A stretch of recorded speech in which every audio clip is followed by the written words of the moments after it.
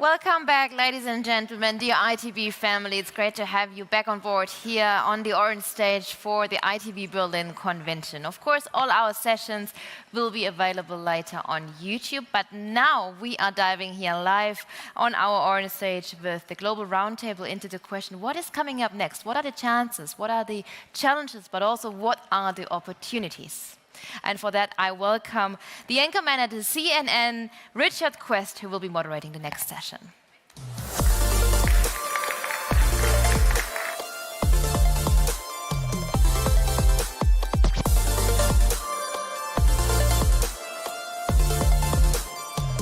Good morning, one and all. I always think it's quite good at these events to be the first, or at least one of the first panels of the day, whilst we still get people while they're fresh, or at least relatively fresh.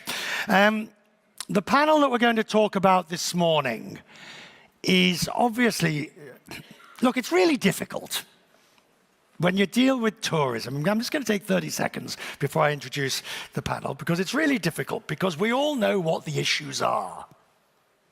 We all know the difficulties that exist. But I think it was a European Commission president who once said, we all know what needs to be done, we just can't get re-elected if we do it. And that is the difficulty that all these tourism ministers are going to have when they come up here and sit on the panel. Oh, they'll wax lyrical about this and their policy on that. But they all know it means hard choices if you're actually going to deal with the issues. And here's the question. How do you put forward hard choices when at the same time you're selling dreams and paradise? How do you on the left hand say, what a wonderful place we've got? Oh, and by the way, we have terrible blah, blah, blah, blah, blah, blah, blah, blah, blah. And that's the difficulty. That's the difficulty with this whole industry. You're selling dreams and paradise, but at the same time, you're facing some of the most existential crises. And it's how we balance those that we're going to talk about in the next half hour or so, assuming this stays in my head. Joining me to discuss is Mirela Kumbaro, the Tourism Minister of Albania, Nabila Tunis, the Tourism and Cultural Affairs Minister of Sierra Leone, Tonci Glavina, the Minister of Tourism and Sport from Croatia, and Eduardo Santander, the CEO of the European Travel Commission. Ladies and gentlemen, a warm welcome to our panel.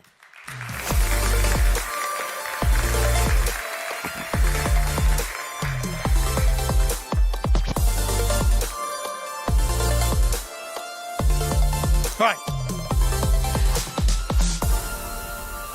So, I'm going to move my chair around a little bit so I can see you all. That's better.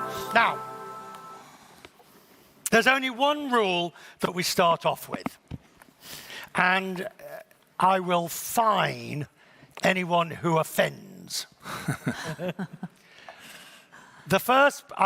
We are not here to discuss or debate the importance of tourism. All right? We know 10% of the global population, blah, blah, largest single industry, blah, blah, blah.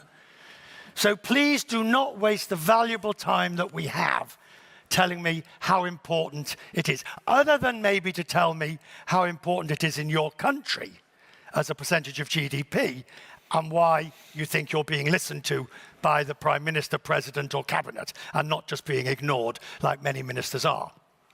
Let's start with you, Mirela. First names, if I may, because normally I would just say Minister, but we can't really do that today. In Albania, I know the issues. I've been to your country. In fact, I was just looking. I've been since, by the way, I first went to your country in 1988. It was another time. It was another time. I'm a lot older. And in another country, maybe. No, it was still called Albania. Yes, of course, but Albania has so many changes now and so quickly that it seems that in another country, with all what the history and the tradition has given to us. How are you watching and learning what other countries have done? Because your tourism industry... Are you saying that we have not the right to make some mistakes? I would, as a headmaster once said to me, there are two ways to learn. You can learn by seeing other people's mistakes, or you can learn by making your own. We try to do our best in the both ways. I was just kidding, but we are trying to learn from the mistakes of other countries who have started to offer tourism industry maybe 50 years ago, 60 years ago, as we are surrounded by giants of tourism, starting from Croatia, Italy, just in front of Albania, Greece, in the south of Albania. But on the other side, I think that maybe we can improve, and not only improve based on the mistakes of the other, but also by learning from our recent story, which is not an easy one. So I think who is starting from the scratch has the luxury not to make mistakes, but finding the right balance between the mistakes of the other and learning by our own mistakes is maybe the best way. It is the best way. It's the trickiest way. The trickiest way. And related to that, Minister Glavina, Croatia, of course, has had such a phenomenally great success with tourism, and with that has now come the pains of that. How are you managing it? Well, I think it comes down to your original questions when it comes down to numbers. And we have stopped talking about numbers for quite some time now, not because we have nothing to be proud of, on the contrary, but because we are trying to focus our not just tourism sector, but the general population, that measurement of good quality tourism, significance of tourism, it's not in arrivals and overnight stays. It is how much it actually contributes to overall goal, overall economic prosperity, contribution to GDP, and how many jobs and quality of life. And now for Croatia, I think you're right at the macro level, and certainly at the policy level. I don't think that works at the grassroots. I don't think that message has got down. Well, I think actually it has, because when you look at our numbers over the past period of 2 years, they are record numbers, but they are within like 1% growth or so. So basically, we have arrived to the point that we communicate this freely to everyone, that this is about our carrying capacity. We're not focused on bigger numbers. We're not focused on more overnight stays. We're not focused on more arrivals necessarily, especially in the summer season. There's plenty of room to grow, and we have been significantly growing pre- and post-season, right, and developing continental and hinterland of the coastal areas. I want to hear from everybody before we go further. Eduardo, are you expecting, are your members ready for a reduction in visitors from the United States this year? I think they are and they aren't. And the quest, from Richard Quest, is whether every destination, whether it's in Europe or in Africa, we are obsessed for being the first. To be the first in accommodations, in arrivals. Let's just stick with the United States, please, because this is a Trump question. There is a context to this, because the context to this is that it's very easy to quantify and to aim for being the first, but it's much more difficult to aim to be the best, because it has to do with competitiveness and many other aspects that are non-tourism related. To your question, American is a big question mark for Europe this year. For the time being, no news, good news. Biggest capacity in the history of transatlantic relationships, and in terms of air capacity, records in every single European country of American visitors. Talking to people from USSA, so far so good. So brace if there is a travel warning, that, or say Mr. Trump says from one day to another, stay in the United States, let's protect our economy, and don't visit you because they are not our friends. This can happen. We don't expect that to happen, though. Do you think that, it's a really difficult question, this, but do you think that Americans visiting Europe will feel the backlash from Europeans? I don't think so, because first of all, tourism for us is policy making. For the business is business, so to make money, but for the clients is pleasure. It's the pure economy of the pleasure. So no one can stop the pleasure. And this is why I think that people, mostly after the COVID period, has all the will to visit as much as we can, as often as we can, other countries, everywhere.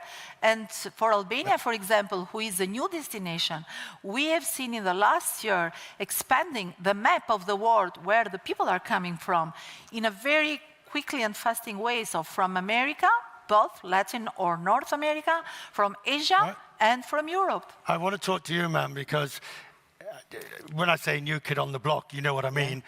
Your tourism industry is nascent. And I think when we talk about African or the South African tourism, we are talking about so many different markets, intra, regional, domestic, but you're trying to develop all of them at once.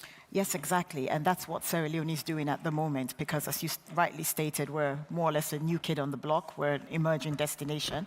And therefore, we're looking at several models. But what we did last year was, first of all, to institute a campaign. It was a year-long campaign which sought to get nationals, to have some level of unaided awareness about tourism, because we believe that authenticity is really important in Sierra Leone.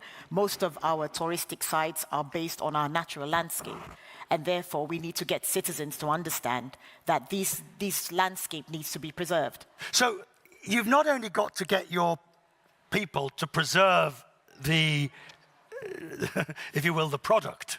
Yes. You've then got to teach them about when I say teach them about hospitality, I don't mean a warm welcome. I mean, you've got to develop a hospitality industry per se. But one thing I can tell you is that Sierra Leoneans are hospitable people. So it comes naturally when you but I've yet to go to any country where I've been told that they're not hospitable. No, then you need to visit Sierra Leone. It's a different country, I have to tell you. So the people don't there start are just the other special. two. The other two I will, will. the other two will launch themselves at you. I will certainly. It's a unique country, and our touristic Okay, where do you want your visitors to come from? Most of our visitors at the moment come from the United States and Canada.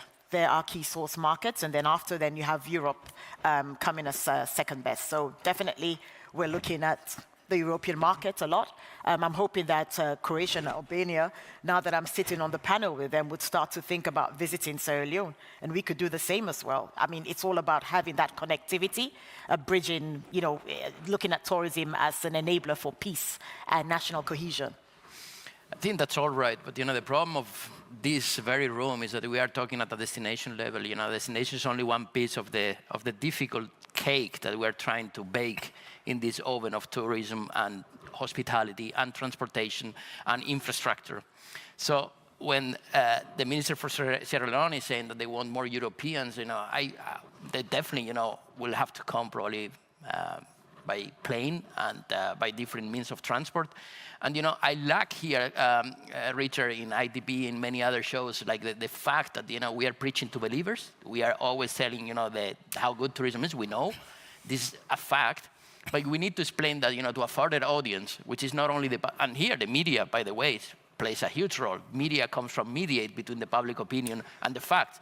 Fact is that tourism is good. We know that, and you don't want to talk about it. It's good for many things. It's good for the economy, but it starts to have some cracks here and there. Where are the cracks? Well, the crack is the perception that people have about this industry, an industry that everybody loves. And if you want to go philosophical, the industry of happiness, the industry of peace, whatever. Yeah, get on with it. Okay? No. I'll leave it.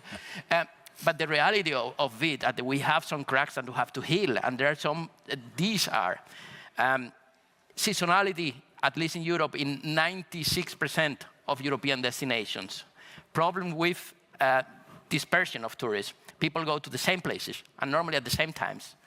We have a problem of perception of local population starting to happen in some places. Anecdotally, maybe in Barcelona here and there yet, but this is a sign or a symptom of a sickness. Two things that I want to add to that. Dubrovnik!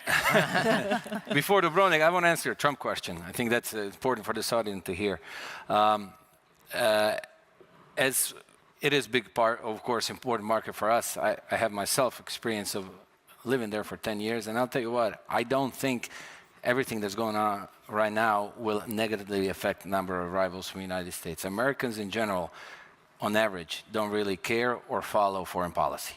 Only thing that's going to influence them to travel or not is the economy, the jobs, disposable income. So if all that is taken care of and there is no signs as of right now that something will happen drastically wrong in the next at least 6 months to a year, then we should be okay with that. Right.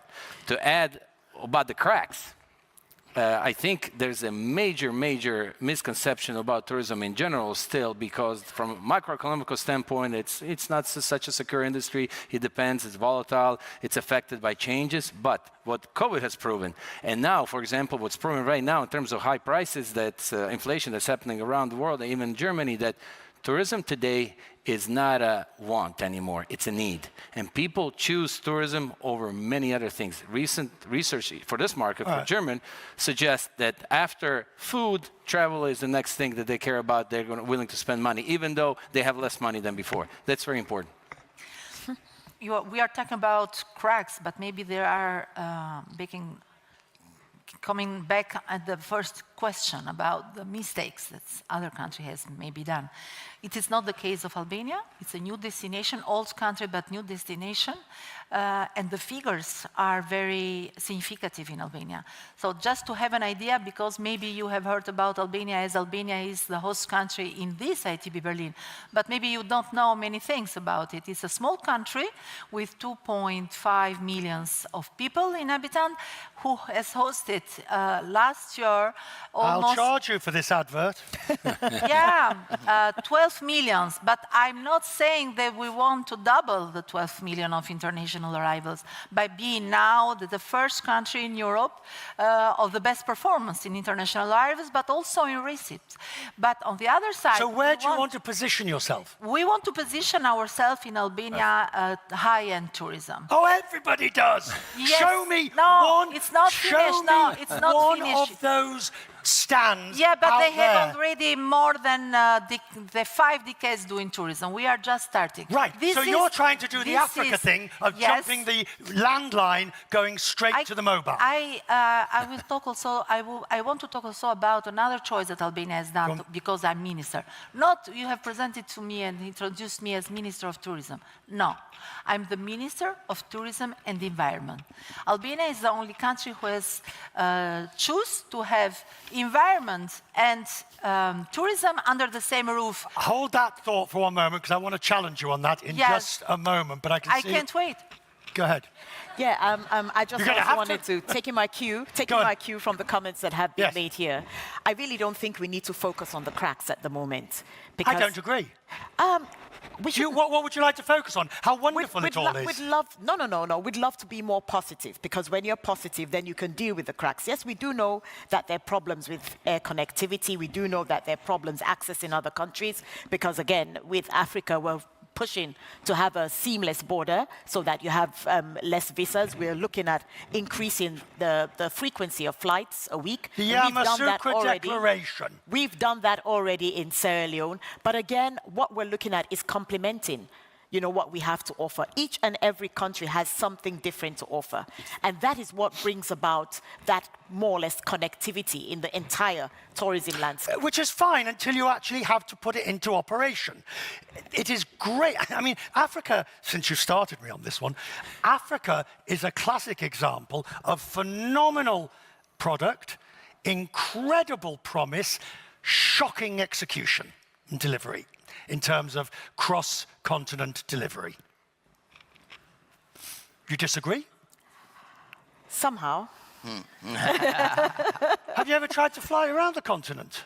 I have. But again, you have to deal with what you have in front of you, and there are efforts that are being made to increase connectivity. Look, I'm going to Livingstone for the UN meeting, or whatever meeting it is. The difficulty of getting to Livingstone, which is one of the world's greatest places, is really just phenomenal. Place.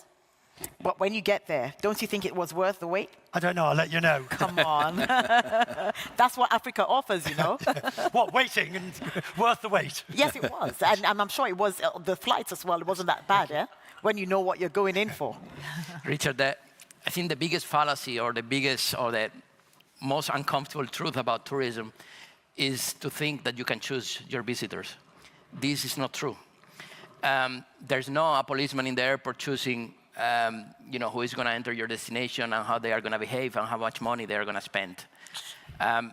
My whole point here is that, and if I have learned anything during the last 25 years, is that tourism is run by two simple equations, or a simple equation, which is time and money to spend.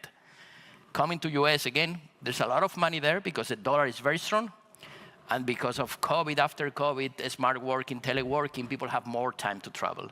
Therefore, Americans will come back to Europe massively as long as the dollar is strong. Same for Europeans, by the way. You know, we made the biggest mistake after COVID, if you remember, saying, oh, this is just the ketchup bottle effect, the champagne effect. People will travel only for 2-3 years because there's pent-up demand, there's money in the pocket, there's savings. We will run, all of us, ETC, UNWTO, WTTC, because guess what? People stopped saving in other aspects of their lives. They stopped going for dinners in their own home countries and stuff, and they travel. Buying a second car and stuff like that, but they didn't stop traveling. And they put it on the top of their human needs, if they want. I want to come to your point, Yes. because you're the minister of both, and of tourism and the environment. And in some shape or form, I've seen this in different guises: Minister of Tourism and Sport, Or culture. Minister of Tourism and Culture, Minister. One country's put it with transportation. Yes, also. Is it? Yeah, You're not. No, it's the commissioner, isn't it? His commissioner's got Sustainable transport sustainable transportation. and tourism. Sorry. Sustainable transport and tourism. So 3 cliches. No, yeah. Right. But my point is, isn't tourism sufficiently important to stand on its own and stand its corner against environment? Because I understand sustainable tourism, I get it, but why environment versus transportation versus culture? I'm changing my cascade, leaving the tourism cascade, and I'm putting the other one, environment.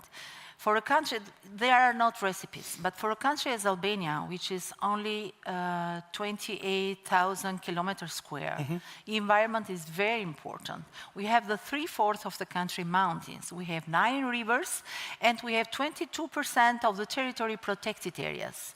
And we have also saved the last wild river of Europe, which is the only river, the river of Vjosa, 480 kilometers of river, not touched, which means that protecting the environment is important. And I think also that more we are considering tourism as hostile to environment, more they become hostile.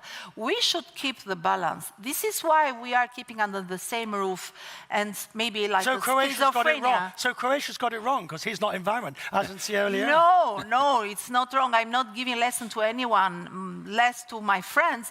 Even because we have a great cooperation, and Croatia has done maybe before what we are doing now, and even our new strategy on tourism, we are working together with the best expert from Croatia, because we are in the Balkan, don't forget. And then now Balkan is a wonderful word, not like history has done before with us.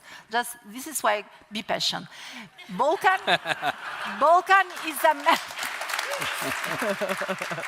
Cheap shot.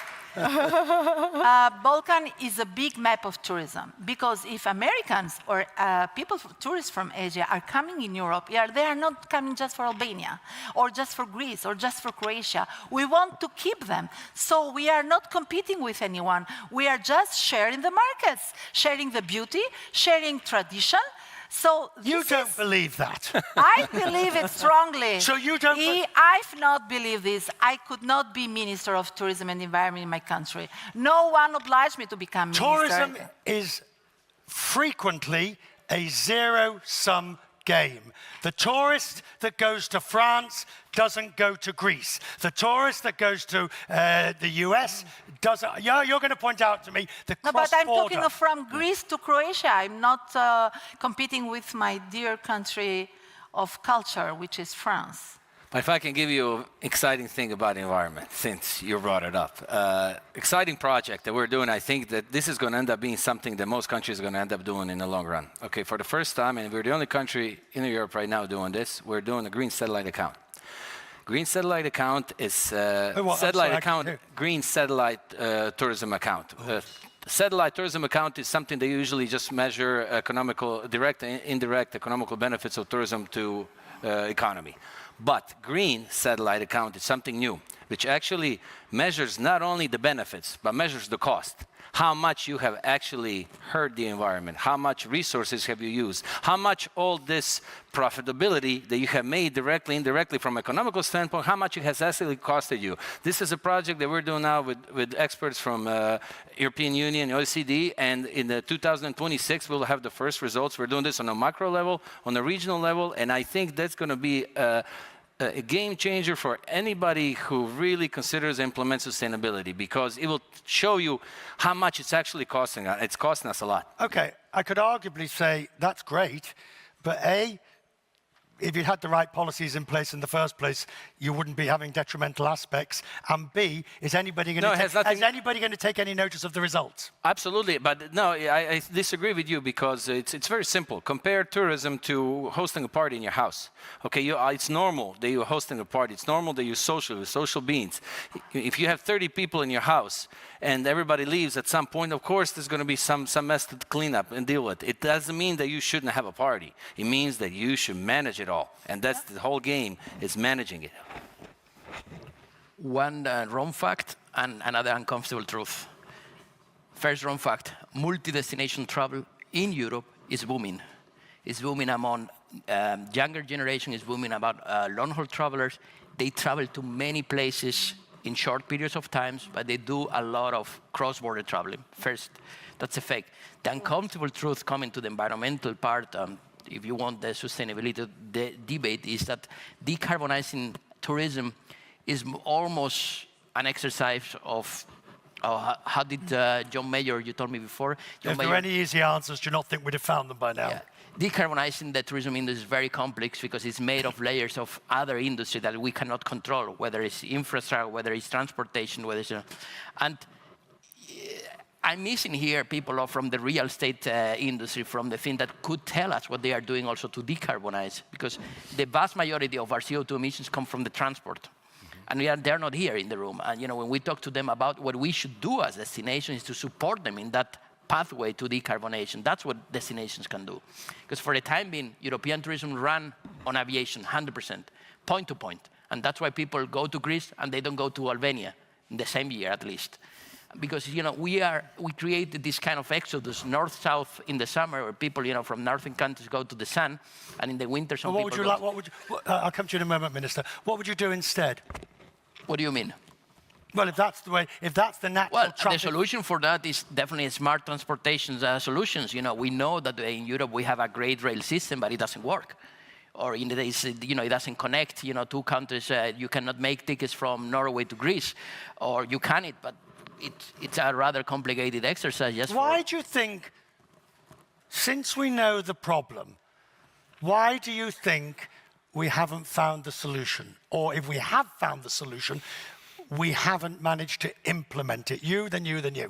I think because it's uncomfortable and because we're still working in silos, including tourism. We talk to ourselves, we preach to believers, we don't want to share. Even nations or countries are competing for the same piece of cake. They want the high spender, you told us before. And when you want the same thing, you don't want to, to share your flaws and maybe your weaknesses, or even your opportunities, or the things that you're doing well. Huh? Richard, there's no way we can shy away from competition. That's the reality. But going back to the different tourism sectors within different countries, it just tells you the importance about tourism. It is so interrelated and intertwined. In Sierra Leone, we have a Ministry of Tourism and Culture, because the cultural aspect is part of the authenticity, the products that we offer. But aside from that, this year we have dedicated it as the year of ecotourism. And we're having an eco-conscious trail, because what we are doing in Sierra Leone is keeping people at the center. And we're having, community-driven and community-led tourism. So issues whereby, you have problems with the mass tourism, or people not really understanding or having to not get a situation or an experience where they immerse themselves in nature, is what we are trying to avoid. So we're bringing it at the center, having that inclusivity. And interestingly, you would realize that now we have a very young population in Sierra Leone, and most of them are within the creative sector, and it's brimming with a lot of talent. And that is part of our tourism product as well. So probably you'd see the different kind of sectors, different ministries attached to other ministries. But again, it shows you how interrelated the tourism department is, and it depends on governments, really. One of the things really is crucial is, of course, the significance of your Prime Minister or President or Head of State, whatever. Prime Minister. Now, in the case I was going to talk to, having met your Prime Minister, Yeah. the message comes very clear from him. The significance of tourism to the future growth of the country is absolutely crystal clear. Absolutely, because we have already choose what the development of Albania is. We are not aiming to develop industry or other branch. Everything is going in this direction. Tourism will be our industry. This is why it's a top priority, and we are trying to connect infrastructure, agriculture, culture, and everything on this direction. So one of the things I'm fascinated about with Albania, and indeed with yourself, because I've seen this happen in many countries, it is how do you prevent/regulate when the wall of money of investors spotting that lake, spotting that mountainside, spotting that, make a great resort, and suddenly it's almost irresistible because the sums involved are so great. But it's not impossible. It's not impossible. Even because for Albania, as I said before, being a small country, trying to find the right balance between the mountains, as you mean, the landscapes, the lakes, and the waters, it's really important. If you are thinking as today just for money, okay, could be difficult to resist. But we are, the Prime Minister that you have met, he's leading the Albanian government for the 3rd mandate now, and we are preparing the 4th one. This is stability. This is stability which has given to us the possibility to create long-term politics, long-term investments. And this is why it was possible to resist, but also to prevent, but also to imagine. Tourism is not just a dream, is a vision for us, and is a vision how to develop the country, but also it's emancipation. For Albania, who has been isolated for half a century under the widest dictatorship, it's really important to keep this as a bridge with Europe, as a bridge with the world, and as the bridge with the next generation. I want to ask you, sir, before you answer that point, because we're running out of time. Tourism's at a bit of a crossroads at the moment. This year there will be a new Secretary General voted for UN tourism. Of our panelists, you are the only country that is on the Executive Council this year. Has Croatia decided how you're going to vote? No. We actually have a round of bilateral meetings throughout the day today, tomorrow, and we're communicating with our partners. It's in May, so we have plenty of time, and we'll make our decision accordingly. I'm sure it's going to be the right one. But to answer your question from earlier, this is important. You ask how to limit, and this is something that we are actually doing right now, and it's also a perineum project. So with new law, new bylaws, we have put obligations. So every destination in Croatia that is in the category of most developed tourism region in the country. There's about 110 destinations that we have actually measured through this very prescribed process. They have obligation to do carrying capacity study. And carrying capacity study tells you what actually ability of destination is in terms of traffic, parking, in terms of infrastructure, electricity, water, sewage, ability of people to work, how many employees you have. This study is actually very difficult to make, and it has to be made in the correspondence with the actual scientists, with the institutes and things like that, with universities. Once you have that, the document tells you, at that point you have to say no more. Because if the study shows that you have limitations with any of these things that I just mentioned, there's actually more, but we're not going to get into it, we don't have enough time. You will actually have to say no, and even though there's that beautiful hill, like you said, you will not be able to build on it. How many times has, I mean, off the top of your head, have you had results worth no more? Worth noble? No more. How many of those studies have come back and people have been told, no? Can't do it. Actually, this is the end of the year, 2025 is the end date for all these destinations to finish. So this is the process that we just started half a year ago. So actually, it's going to have to give us some time. I think we will have the significant results in 27, and I think a lot of them will actually be at the point in which they will have to do certain limitations. I think degrowth in tourism is another fallacy. You know, like nobody wants really to degrow in numbers, really. You know, on the paper, everybody's saying, yeah, we want the high spenders and, you know, we want the quality instead of quantity and so on. But the reality, you know, is you keep building hotels and, you know, like increasing your rooms, you have to fill them. Or if you are, you know, cutting deals with airlines, you need those planes to be full of tourists and so on. So we need to just start telling the truth about what we want and we don't want. And coming back to my first point, is becoming the best is much more difficult than becoming the first.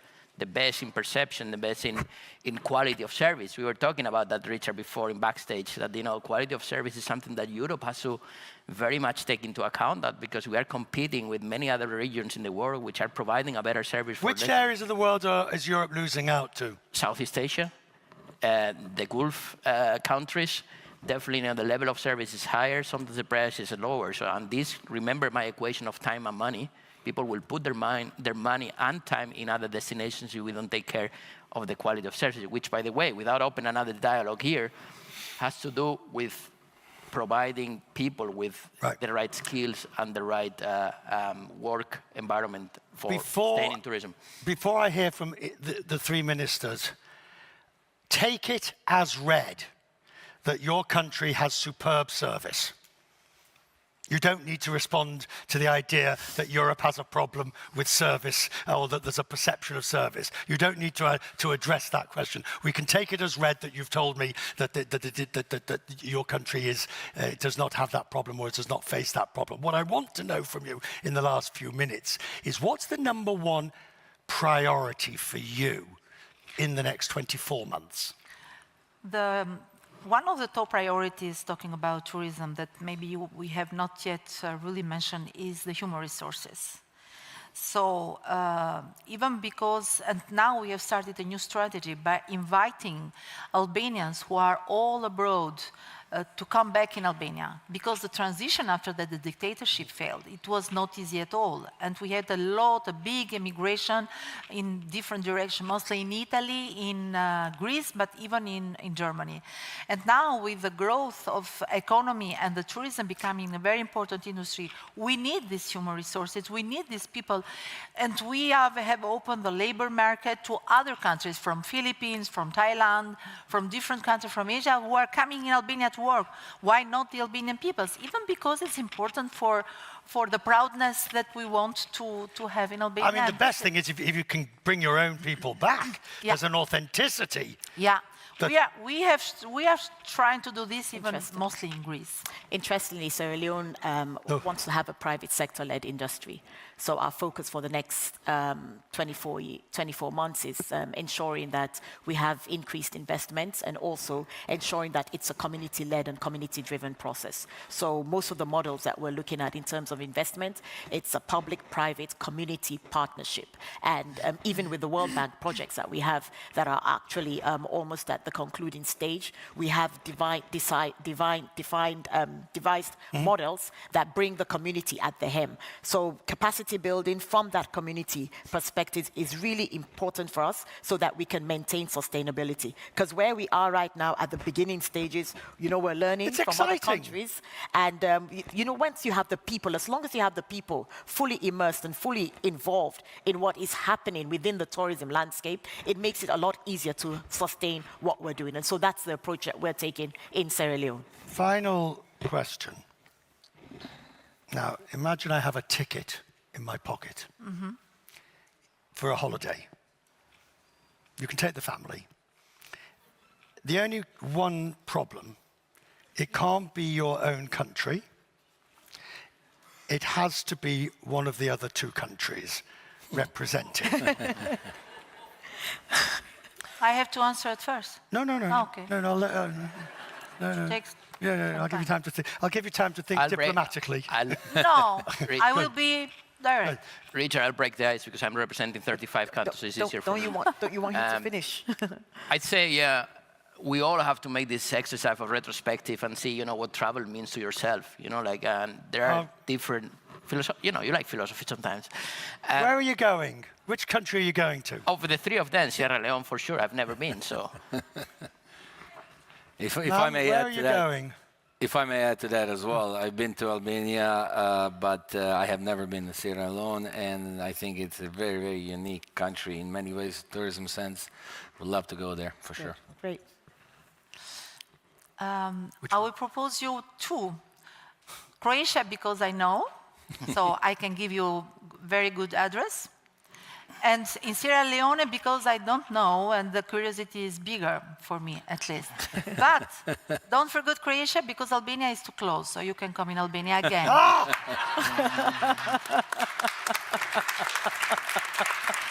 But will you be able to get me a reservation at a good restaurant? This is a big difficulty We haven't got in time. Albania, because the biggest difficulty in Albania is the difficulty of the choice. Oh, you're And good. in Albania, You are good. All right, where am I going? Well, I went to Albania in 1988. Long story as to why, but it was good. So I need to go back to Albania. I need to go back to Croatia to see how you've dealt with the cruise ships post Dubrovnik and all of that. You'll be impressed. Sorry? I said you'll be impressed. That was me. I didn't hear think the it's most got to be important Sierra bit. Leone Of course, it has because to be I haven't Sierra Leone. been. So I think you've got your work cut out for you. We all arrive next Thursday at 4 may I have a last word? What? A last word for me. Yeah, because it's a host country. I deserve it. Yes, the last word. Does she is get the last word? We'll give it to her. We'll give it to her. We'll give it to her. You get the last word. We'll give it Thank to her. you. Maybe you have not yet visited Albania. How many people has been in Albania here? So just keep a word. Albania and hospitality. We have created a new word, Albanity. Don't forget it and welcome in Albania. She's buying dinner for everybody. Ladies and gentlemen, our panel. Thank you.